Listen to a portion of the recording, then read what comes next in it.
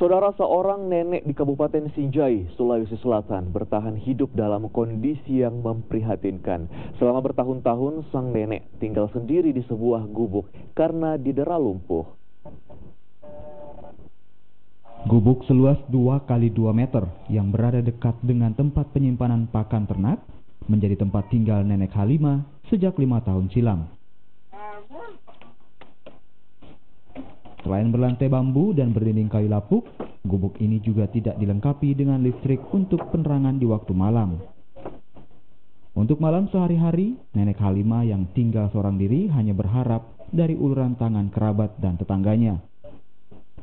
Nenek berusia 80 tahun ini diketahui tidak memiliki anak. Beruntung, ia memiliki seorang ponakan, Hartati, yang setia merawatnya, meski ia pun hidup pas-pasan. Setiap hari, nenek Halimah hanya terbaring di dalam gubuk ini.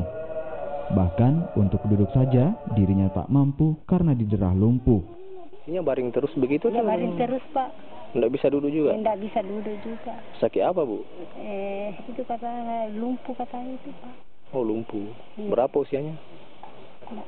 Sekitar hampir katanya 80 tahun. Iya.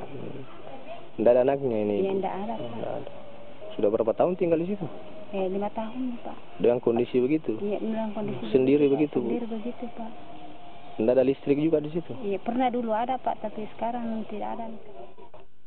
Meski sudah bertahun-tahun tinggal di gubuk, namun nenek Halimah belum pernah mendapat bantuan sosial dari dinas terkait. Sang nenek juga luput dari jaminan kesehatan bagi warga miskin yang diprogramkan pemerintah. Sejumlah petugas dari Dinas Kependudukan dan Catatan Sipil Sinjai datang merekam data nenek Halimah. Operator di Dukcapil ini tampak memotret sang nenek untuk kebutuhan perekaman dan pencetakan KTP elektronik. Kita sudah melakukan perekaman dan nantinya setelah kita ke kantor akan mencetakkan KTPL dan semoga KTPL-nya bisa digunakan untuk BPJS dan pencairan gaji pensiunan jandanya. Nenek Halimah merupakan potret warga miskin di Kabupaten Sinjai yang menunggu kepedulian pemerintah dan bantuan dari para dermawan.